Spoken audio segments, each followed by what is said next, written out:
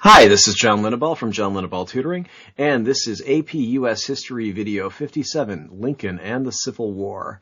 Here's my contact information if you would like to contact me. Let's get moving here. Introduction. Abraham Lincoln made a number of speeches, the best known of which was the 1863 Gettysburg Address, which generations of school children, maybe even you, definitely me, have had to memorize. Those speeches aimed to place the Civil War in a greater historic context and portray the abolition of slavery as the U.S. government's making good on the promises in the Declaration of Independence and other foundational principles found in what they call founding documents rather frequently.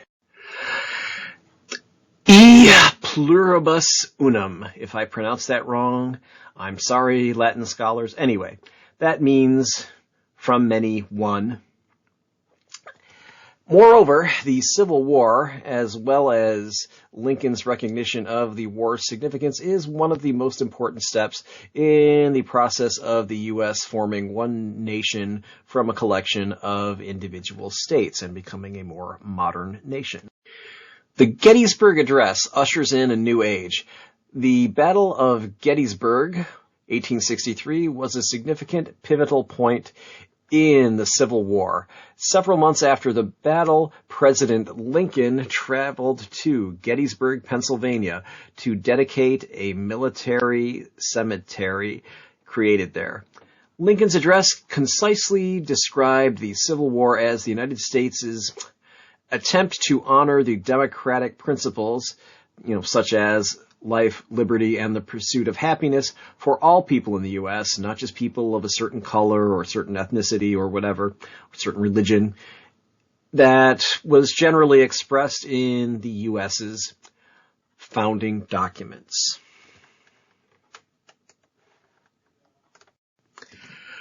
Lincoln referenced the Declaration of Independence, which was ratified 77 years ago, that is 87 years before 1863, before the Gettysburg Address. So, 87 years before 1863 when the Gettysburg Address was written and performed, given, I guess.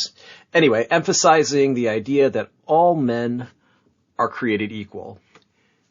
The idea was to place racial equality in context of the democratic aspirations of the Declaration of Independence and other, in quotes, founding documents from the United States, including the Constitution, except for that 3/5 compromise part. That was the part that, presumably, if they had left that out, the U.S. could have possibly gotten rid of slavery a lot quicker and could have avoided this whole problem with the Civil War and all of this. Lincoln believed the Civil War was a test to see if a nation conceived in liberty and based on equality could last.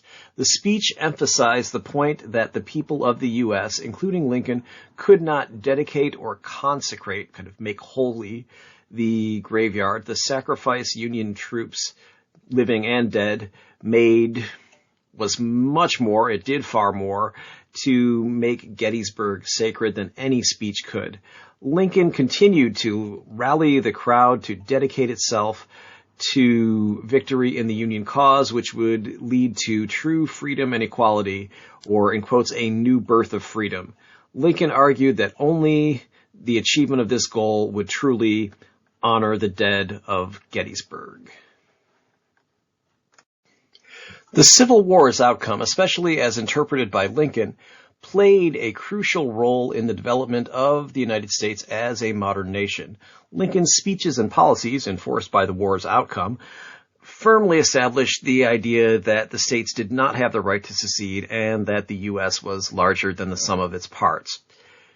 Basically, the Union won, said, nope, you cannot secede. And yes, some of you out there are thinking, well, what about Texas? Texas has a constitutional right, or a right through its treaty when it was, when it agreed to join the U.S., that it has a right to secede. Possibly so. I will recognize a possible exception for Texas, but generally speaking, the result of the Civil War was to show that, the U.S. is not going to let other states, not going to let its own states, I should mean, secede to become a separate country or join a separate country. All right, let's move on. And here we see a nice little plaque where they call the Gettysburg Address Lincoln's Gettysburg Speech. If you zoom in on it, you can read it. And I just thought it was a nice little thing, so I thought I would include it here. One nation, undivided. After the Civil War, the U.S. was described as a single nation rather than as a confederacy of single states, or one nation indivisible, to quote the Pledge of Allegiance. The Pledge of Allegiance actually wasn't written until 1892, but certainly the underlying ideas of one nation, indivisible, existed a long time before 1892.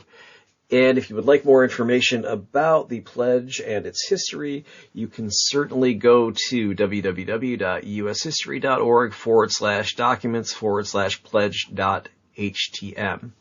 Historians such as Eric Foner write of the United States' shift from a union of states to a nation as a developmental stage similar to that of the Meiji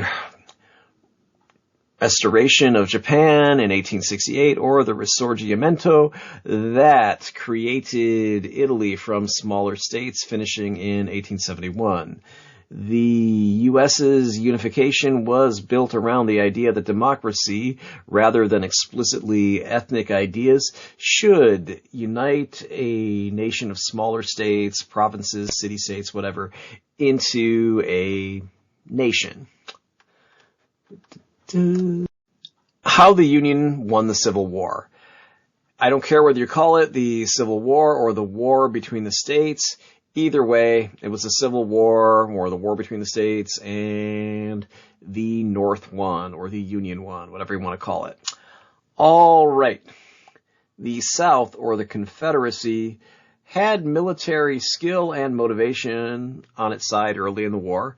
They had motivation because they were a new country, and they wanted to not only secede from the Union, they wanted to succeed at being a nation that would exist and live and endure. Unfortunately for them, the North eventually prevailed because of factors involved in a prolonged war of attrition. And even though the North didn't have very good generals compared to the South had Robert E. Lee, the North had a number of other generals that just weren't as good. Basically, the North eventually found effective military leadership and created efficacious war strategies. So they found generals who could get the job done, and these generals helped develop tactics, strategies, etc., that ensured that the job did get done, and that was the way the job was done. The North's ability to create abundant materiel relatively quickly was a huge factor in determining the outcome of the war. They could make more guns and bayonets and uniforms and whatever else they might need to send over there. So that helped determine the outcome of the war. The Union's decision to use, in quotes, total war as its strategy, attacking not only the Confederate troops but also its infrastructure and the environment, was also a decisive factor. That made this war a little bit different from previous wars in that most wars before that, wars of previous eras, really troops only attacked other troops. They didn't blow things up. They didn't destroy infrastructure. So the total war, we would see that again after the Civil War, but that was a relatively new idea back then.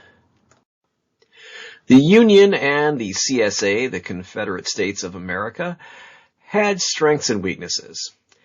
The Union, as we already discussed, had materiel and personnel. They had that as a massive advantage. The Union population was about 22 million people. The South, the CSAs, was only 6 million, not counting slaves. The Union had a diverse population and diverse industries. It also had a pretty huge rail network. So it made it easy to create supplies and ship them to the battlefront in the South, and it made resupplying Union troops relatively easy. A disadvantage is many people didn't want to fight. You can take a look at my previous video, American history, basically, I'm sorry. Anyway, AP US History video 55.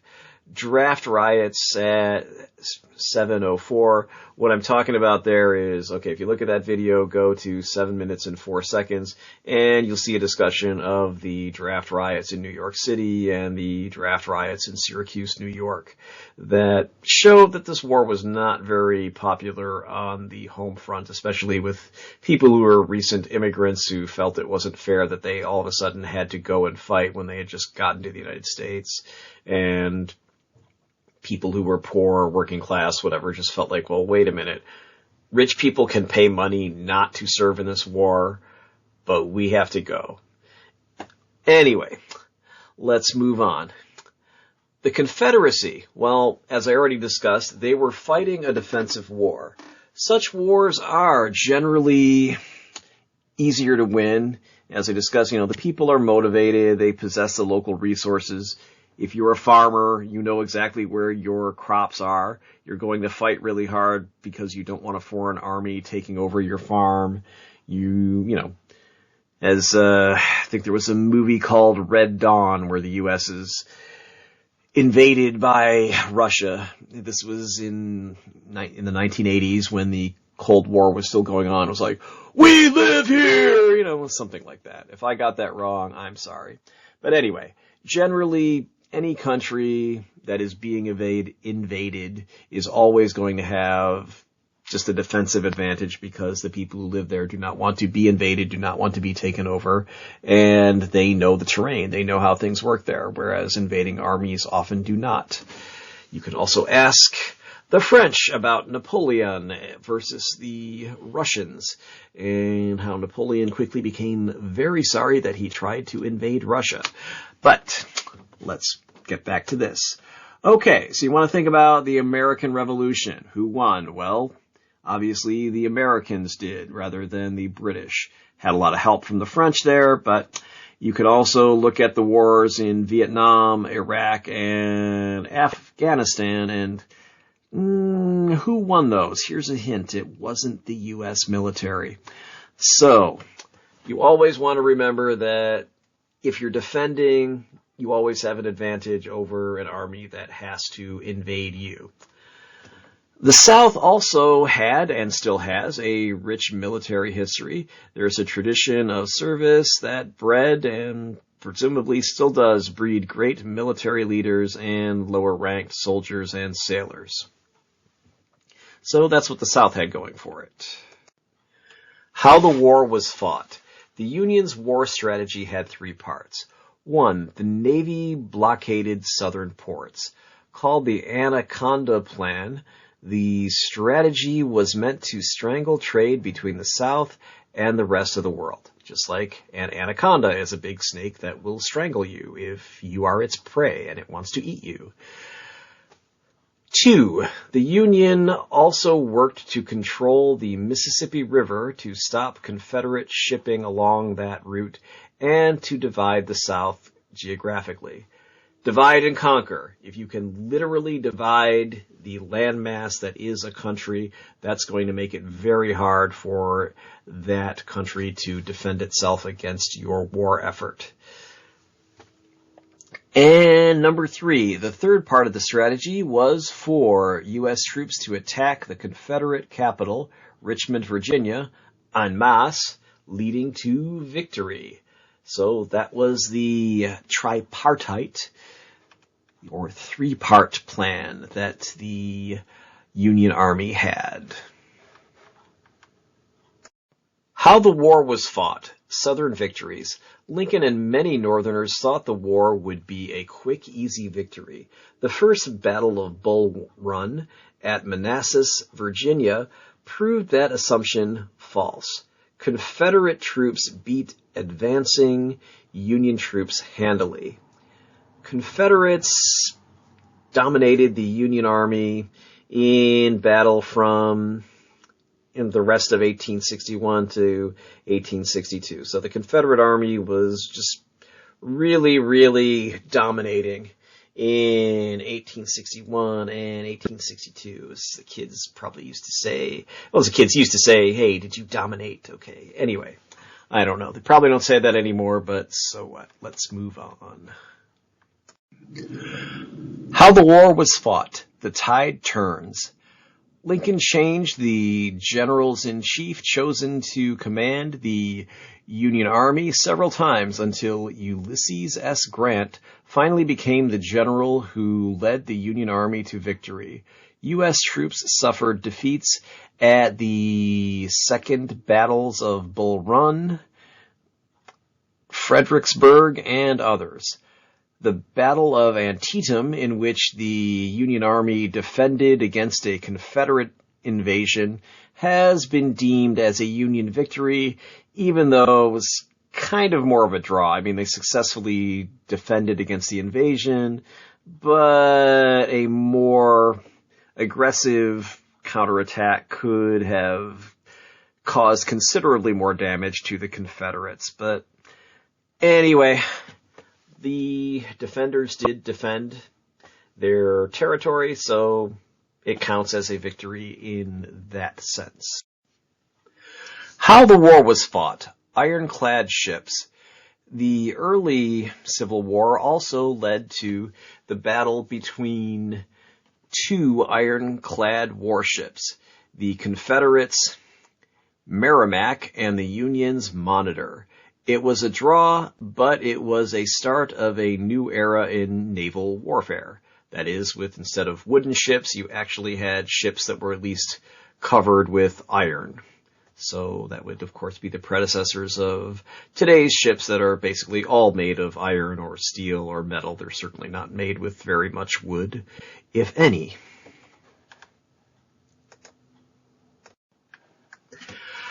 How the war was fought. Blockade. The Union Navy managed to blockade the Confederate States successfully.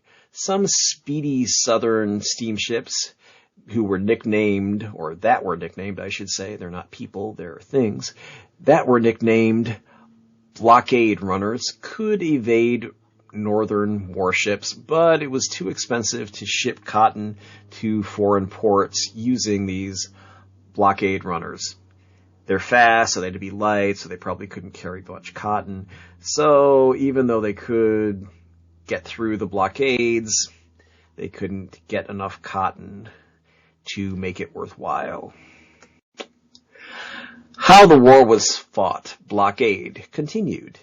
The CSA tried a policy of blockades on Great Britain, trying to paralyze British textile mills by denying them the cotton that they would need to run, until such time that Britain recognized the legitimacy of the Confederate States of America and agreed to aid the Confederate States of America's war effort.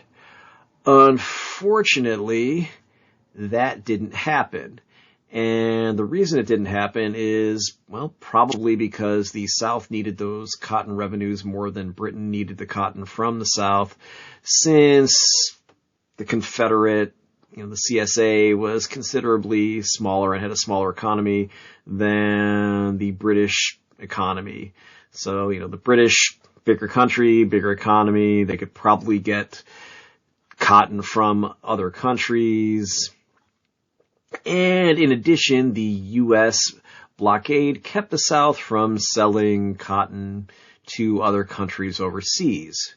So they kind of shot themselves in the foot. And that's like, okay, we're not going to sell our cotton to Great Britain. Great Britain says, all right.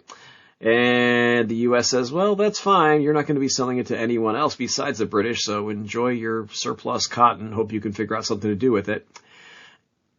Anyway, the final nail in the coffin, so to speak, was that the U.S. negotiated with Great Britain to keep Great Britain out of the war unless and until it became obvious that the Confederate States of America would become an independent state with, all certainty. So the treaty basically said, all right, if it becomes obvious that the Confederate States of America is going to win the war, or at least they're going to keep their independence, fine. The U.S. isn't going to interfere with Great Britain's trade with the Confederate States of America because that's just becomes pointless at that point. But that didn't happen because the Union actually got pretty good at waging war. Other important victories. So, the Battle of Gettysburg was an important pivotal point during the war. It was the apex, or the high point, of the Confederate advances. After that, the CSA troops had to retreat.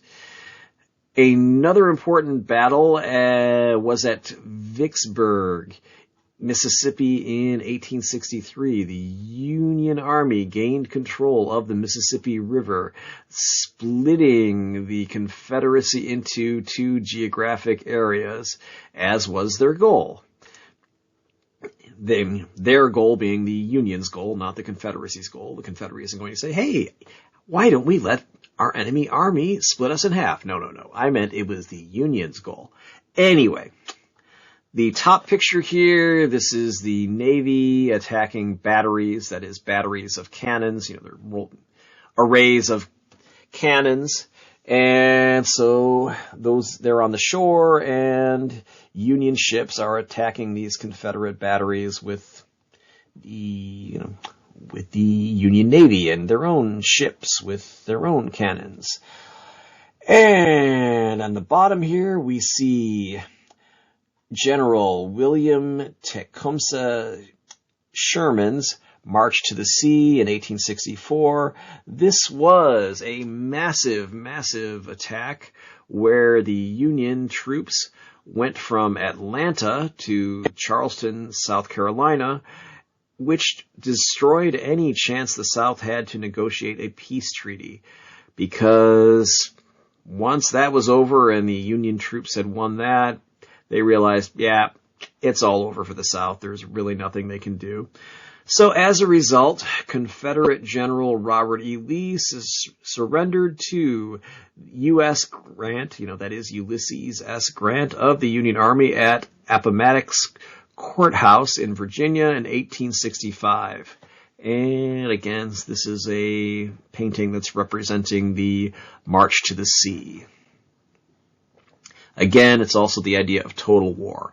This is, we are going to completely screw up, just disrupt the infrastructure. You're going to have to rebuild cities and all sorts of things. You are definitely going to wish you had not started this war. So that heralded in a new era in warfare, for better or for worse. Note on military history. The AP US History test doesn't test that much on military history other than the very broad strokes. Basically, they're going to be things that have larger implications for history. So if a battle isn't something that would be a turning point, that is where it went from one side winning to the other side winning, and that side would actually go on to victory, not that important, or it might be important for strategic, political, or diplomatic reasons. Don't worry too much about that battle. You won't be expected to know too much about specific strategies, fine details of battles, unless they're revolutionary new strategies like the Iron-Clad ships and the Monitor versus the Merrimack technologies, things like that. So if it's not, well, they found that if everybody walked in single file, they could save a little bit of time, and but unfortunately they didn't realize they had the wrong kind of boots. Probably not going to be as important. Certainly things that really only military tacticians or people who are really big into wargaming, they're not going to ask about that. They just want to see, Do you know where history changed? Do you know why this was important beyond just this war, etc.? Those are going to be the main things they test on. All right. So I hope that helped.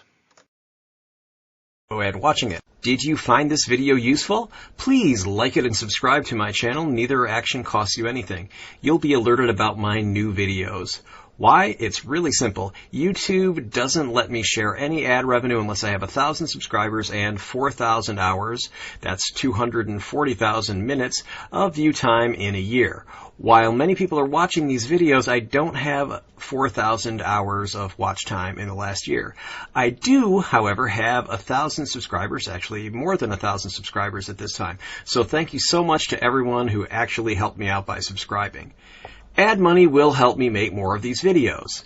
And speaking of ad money, if you've seen an ad during this video or my other videos, please know that I did not get any of the ad money, and I won't until I have the subscribers and view time that YouTube demands. For the same reasons, you are not only welcome but encouraged to share links to this video, put it in playlists, etc. I gladly read and respond to constructive criticism or suggestions for new videos that are also constructive. I reserve the right to delete comments such as troll posts or spam for obvious reasons. Nobody likes trollers and spam. You can hire me for tutoring. We can do it online through Zoom or some other similar internet platform, or we can meet in person. I live in the San Francisco Bay Area, so if you're around there, it's pretty easy for me to come see you. I do travel to other cities sometimes, so you can always contact me and ask me if I'm going to be in your city, and that's another way that I might be able to meet with you in person. Thanks for watching, and my contact information follows. You can contact me on Facebook, facebook.com/Linneball Tutoring, all one word. Instagram, it's instagram.com/John.Linneball.tutoring. And the phone number, this is my cell phone, 415-623-4251. You can always call me or leave a text message. Email, you can always email me at john@johnlinneball.com. Website, you can reach me at johnlinneball.com or johnlinneballtutoring.com. They take you to the same website. And you can also find me at testpreparation.locals.com and at lbry.tv at John Linneball Tutoring. That's a nifty little site, lbry.tv. My actual postal mail address is John Linneball Tutoring at 1859 Powell Street, number 109, San Francisco, California, 94133. And finally, please note, this video is not a substitute for your classes, etc., or the text or anything else. This video is based on Barron's AP U.S. History Review Book, the 4th edition. Some of them it's the 5th edition. Anyway, or any other sources used in the video description and my general knowledge of U.S. history. While these videos should all help you do well on the AP U.S. History exam, I can't be responsible for what your teacher thinks is important and asks you about on his or her own tests, homework, etc.